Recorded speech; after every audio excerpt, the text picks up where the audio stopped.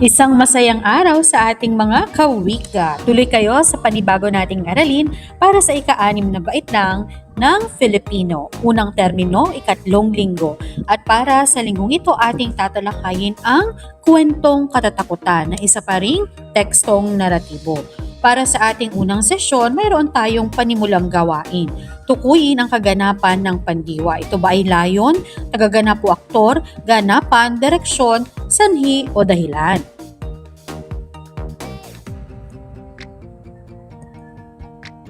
Tingnan natin kung nakuha mo ba ang tumpak na sagot para sa ating panimulang gawain. At para naman sa ikalawang gawain, tukuyin ang larawan sa likod ng makulay na larawan na ito. So ito ba ay realidad at pantasya? At paano ba natin nasasabi na ito ay isang realidad at kailan natin masasabi na ito ay pantasya? So para higit nating maunawaan, ating bigyan ng pagpapakahulugan kung ano nga ba ang realidad at pantasya. Ang realidad ay kasalukuyang kalagayan o katotohanan ng mundo na nagaganap sa kasalukuyan. Ito ay ang totoong kalagayan ng mga bagay, pangyayari at mga tao sa mundo na batay sa mga katotohanang nakikita, nadarama at nararanasan ng mga tao sa kanilang kapaligiran. Sa kabilang banda, ito rin ay maaaring tumukoy sa katotohanang hindi maaaring mabago o pigilin ng tao. So sa madaling salita, ang realidad ay totoo at nangyayari sa tunay na buhay. So ilang sa mga halimbawa ay nag-aaral ako sa paaralan, kumakain ako ng almusal tuwing umaga, umuulan kapag may bagyo, at pumupunta kami sa palengke para mamili. Yan lamang ay ilan sa mga halimbawa ng realidad. Samantala, ang pantasya naman ay uri ng imahinasyon kung saan nagtatampok ng mga elementong hindi karaniwan o hindi totoo sa pang-araw-araw na realidad. Ito ay naglalaman ng mga elemento ng kathang isip, mga likha ng imahinasyon o mga konsepto na maaaring hindi mangyari sa toong mundo. So sa madaling salita, ang pantasya ay hindi totoo at nangyayari lamang sa isip o sa panaginip. Halimbawa, nakikipag-usap ako sa isang dragon. Lumipad ako papuntang kastilyo sa ulap. Mayroon akong mahiwagang tungkol. Nagkaroon ako ng pakpak at lumipad sa langit. So yan lamang yung mga kathang isip o batay lamang sa ating imahinasyon. So yan yung mga tinatawag nating pantasya, mga bagay na malabong mangyari sa totoong buhay. Para naman sa ating pagtataya, magbigay ng mga halimbawa gamit ang diagram upang mas lubos na maunawaan ang konsepto ng realidad. So may binigay na tayo ng mga halimbawa kanina, maaring mo na lang yung pagyamanin pa. At gayon din, mga halimbawa para naman sa pantasya. Para sa ating hakbang na pasulong, susuriin ang mga pamagat ng tekstong nasa ibaba. Gamit ang katalahan na yan, ipangkat ang sumusunod kung ito ba ay realidad o pantasya. So magkatulad yung ating number 6 at number 8, parehas ng klima ng Pilipinas. So ngayon, habang nagninilay-nilay ka, yung tingnan kung wasto ba yung ating pagkakahanay sa mga teksto, mga pamagat ng teksto, kung ito ba ay realidad o pantasya. So sabi dito, dahil 2 beses lumabas ang klima ng Pilipinas, maaring ang isa ay para sa realidad at ang isa ay maaring maling pagkakaulit sa listahan. So kung ito ay tungkol sa tunay na klima ng bansa, dapat itong mapabilang sa realidad. So para sa ating ikalawang sesyon, ganun pa rin ang ating gagawin. Tukuyin kung ang pangungusap ay realidad o pantasya. At pagkatapos niyan ay iyong silipin kung wasto ba ang inyong pagkakasagot sa ating panimulang gawain. Kasama nito ay ating bibigyang tuon kung ano nga ba ang formal na definisyon. Ito ay isang opisyal na paglalarawan o pagtukoy sa kahulugan ng isang konsepto, bagay o katangian at kadalasang batay sa pagsasaliksik, teorya o patakaran.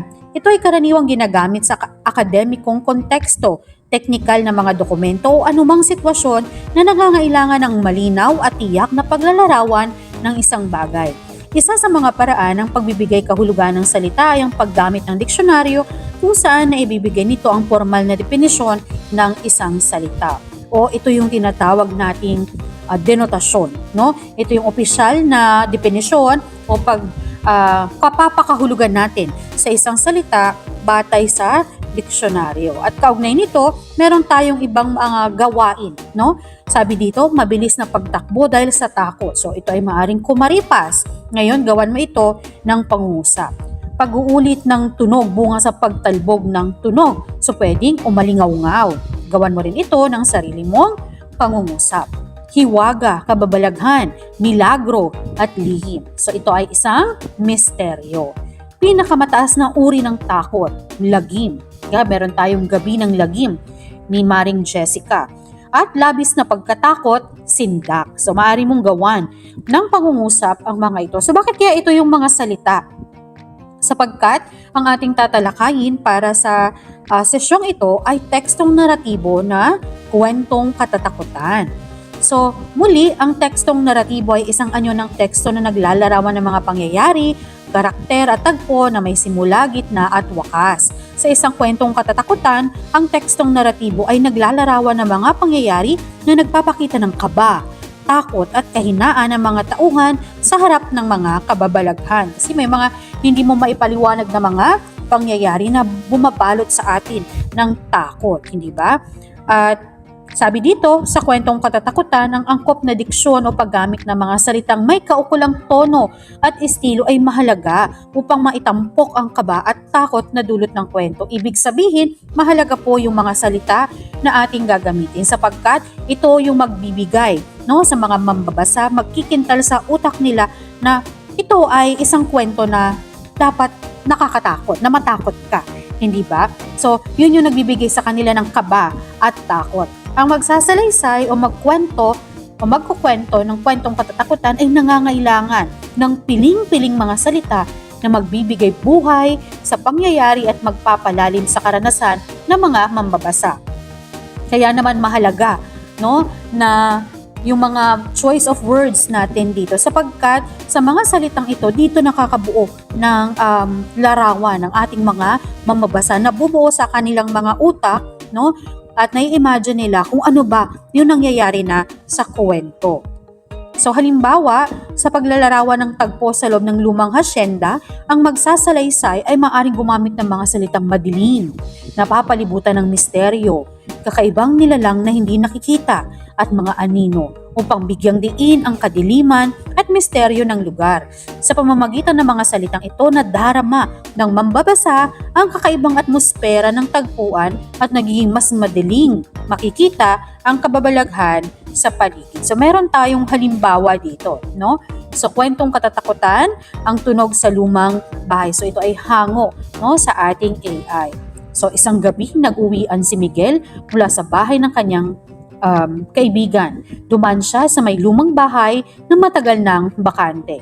Habang siya'y nagdaraan, may narinig siyang mahinang tinig na parang tumatawag sa kanya. Nanginginig siyang lumapit at tiningnan ang bintana. Wala namang tao roon, pero patuloy pa ring naririnig ang tinig. So nakikita natin, no? Tinatawag siya at sinasabing tulungan ako. Bigla siyang may nakita, isang anyong babae na nakasuot ng puting kasuotan. Nakatingin ito sa kanya sa likod ng bintana. Takbong-takbo si Miguel pauwi. Hindi siya tumingin sa likod. Pagdating niya sa bahay, ikinuwento niya ito sa kanyang pamilya. Nalaman nilang matagal nang may kwento tungkol sa babaeng iyon. Siya raw ay isang taong naghihintay ng tulong na hindi na dumating pa. So yan. So may mga, ano yung aral? May mga bagay na hindi natin nakikita pero nararamdaman. Maging maingat sa ating mga daanan lalo na sa gabi. So lagi ring tandaan, huwag basta-basta pumunta sa mga lugar na mapanganib. Laging mag-ingat at manalangin. So mayroon tayo ditong kwento, no? Hahayaan ko na lamang basahin ninyo ng tahimik ang kwentong katatakutan na ang misteryo sa lumang hasyenda. Ito ay kwento ni Dr. Desiree B. Geronimo. At pagkatapos ay inyong sagutan ang mga katanungan kaugnay ng ating kwento.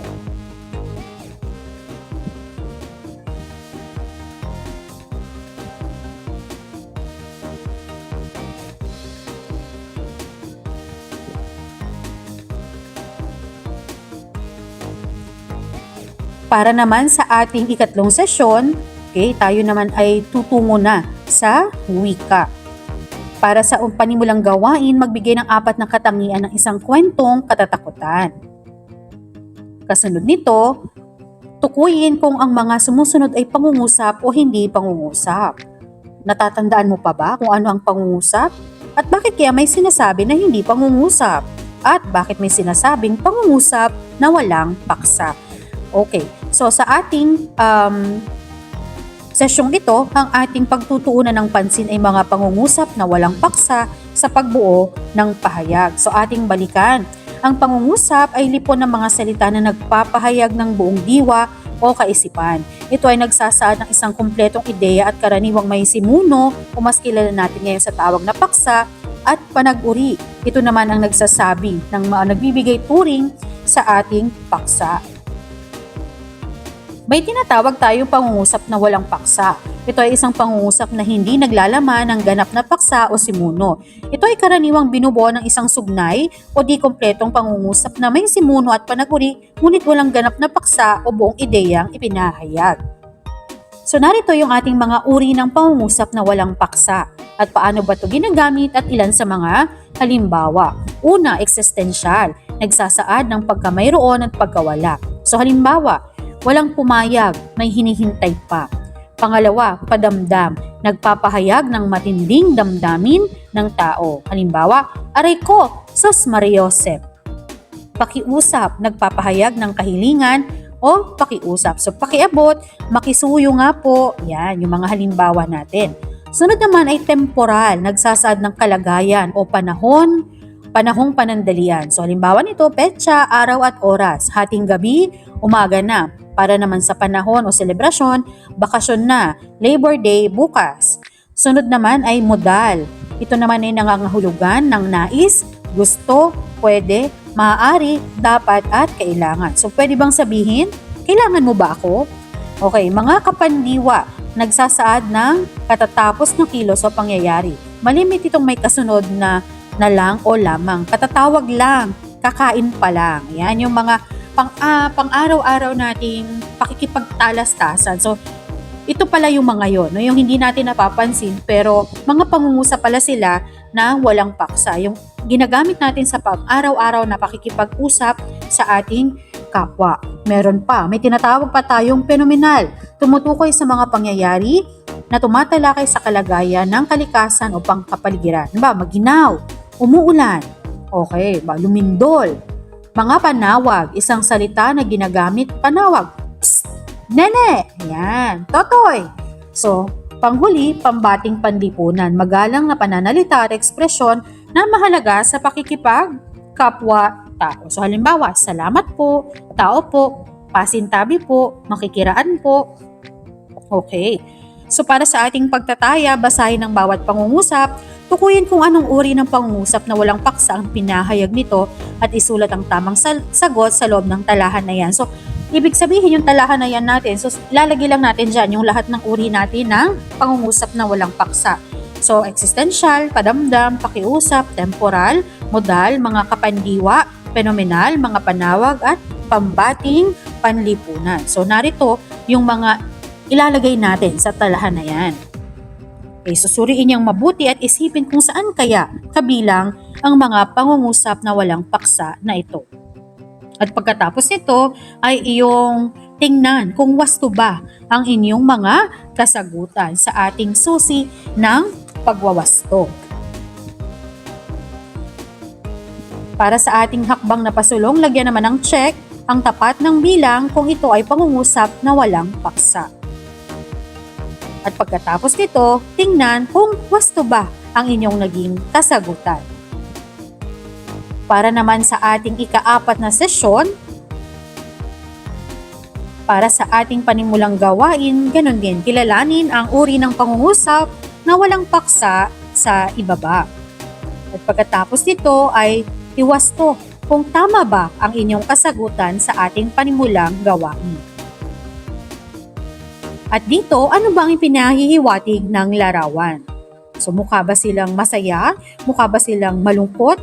O mukha ba silang natatakot? Sa sesyong ito, atin namang pag-uusapan ng elementong visual sa pagsusuri ng tekstong multimedia.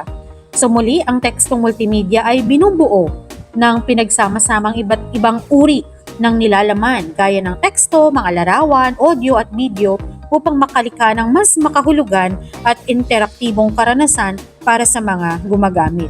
Mayroon tayong mga elemento, no? Ng multimedia. Pero upang mas larong maging kawili-wili ang pagbabasa ng teksto, dapat isaalang-alang ang mga graphics na gagamitin tulad ng still images, drawings, graphs at icons. Sa paraang ito, mas magiging malinaw at komprehensibo ang pagsusuri ng tekstong multimedia. Ang mga ito ay nagbibigay ng visual na suporta sa mga konsepto at impormasyon na inilahad sa teksto na nagpapadali sa pag-unawa sa mga nilalaman ng teksto. Narito yung mga elementong visual sa pagsusuri ng tekstong multimedia. Una, mga larawan na hindi gumagalaw o yung tinatawag nating still images. Kadalasang ginagamit upang magbigay ng visual na representasyon ng mga konsepto, lugar, tao o bagay na nabanggit sa teksto. Ikalawa, ang mga guhit, ilustrasyon o drawings or illustrations ay mga likhang sining na ginagamit upang ipakita ang mga konsepto sa mas detalyadong pamamaraan. Ikatlo naman ay ang mga graphs, no? Ginagamit upang ipakita ang mga relasyon ng mga datos. Ito ay nagbibigay ng visual na pagpapakita ng pagbabago o pagkakatulad ng mga pangyayari na tumutulong sa mambabasa na mas maintindihan ang teksto. Meron tayong iba't ibang uri ng graph na atin ang natalakay ng mga nakaraang video natin. May tinatawag tayong line graph, bar graph, pictograph at pie graph.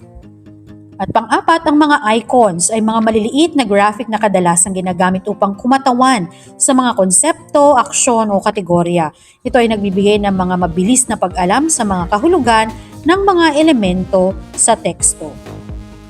Para naman sa ating pagtataya, so bigyan ng kahulugan ang ipinapakita sa larawan. So maaari mo bang ilarawan kung ano ba ang inyong nakikita sa ating imahe, no? So ano ang iyong naiisip kapag nakakakita ka ng ganitong larawan? Natatakot ka ba? Parang ayaw mo bang matulog mag-isa sa gabi? So kapag ang larawan ay madilim, ano ang nais na itong ipahiwatig? So syempre, mahalaga no yung mga ganitong klase, yung kulay na ginagamit, no yung mga kombinasyon ng kulay, kombinasyon ng mga larawan, no para mas nagiging mas komprehensibo at mas naipararating natin sa mga manonood natin ng mamabasa yung mga nais nating iparating. Mas nagiging malinaw yung nais nating iparating sa kanila. So para sa isa pang gawain, pag-aralan ng graph na ipinapakita at alamin ang ipinahihiwatig nito. Yan. So tungkol saan ba ang graph na ito at batay sa datos na nasa pie graph, ano ang ipinahihiwatig? No? So kung babalikan natin, narito yung bilang na mag-aaral na bumabasa ng iba't ibang teksto. So ilan ba ang bumabasa ng tekstong pambata? Ilan naman ang nagbabasa ng epiko, ng mito, ng katatakutan at ng tula? Alin ba dyan yung pinaka marami? No? So nakikita natin mula sa pie graph na ito, ipinahihiwatig na pinakamarami ang bumabasa ng mga kwento o tekstong katatakutan at pinakakaunti naman ang nagbabasa ng tula. Yan. So, para sa ating panghuling gawain, paano mo ilalarawan ng imahe o ilustrasyon sa itaas? Lalim ng ipinahihiwatig nito, ibinilusang pag-asa. Ano kaya ang ibig sabihin nun? No, ano ang iyong naramdaman kapag ito ang inyong tinitignan? So, kapag nakikita natin ito, parang yung mga kabataan natin na ninanakawan ng kinabukasan. No? Mga kabataan na nagiging biktima, no, ng sistema, ng klase ng sistema na mayroon tayo sa ating lipunan. So hindi naman lingid sa kaalaman natin kung anong klase ng sistema na umiiral sa ngayon, no? Kaya iba laging bilang guro lagi naming pinaparating sa inyo, mag-aral ng mabuti, huwag sayangin ang pagkakataon na makapag-aral, gawin lagi ang tama, nang sa gayon ay, 'di ba, sa panahon ngayon talaga mahirap maging mahirap. Totoo po talaga yan, no? So, batay sa nakikita natin sa paligid, iba talaga kapag tayo ay nagsisikap na magkaroon ng maayos na kinabukasan para hindi natin madanas yung mga hindi magagandang pangyayari sa buhay. Ano? So, kaya talagang patuloy tayong mag-aral, magsumikap, na maging madiskarte sa buhay nang sa gayon ay maging matagumpay tayo sa hinaharap. At dito na nagwawakas ang ating aralin sa Filipino 6 para sa termino 1 at 3 linggo. Ako si Teacher Aiza, maraming salamat at nawa ay may napulot kayo na aral sa ating aralin sa linggong ito. Maraming salamat, paalam!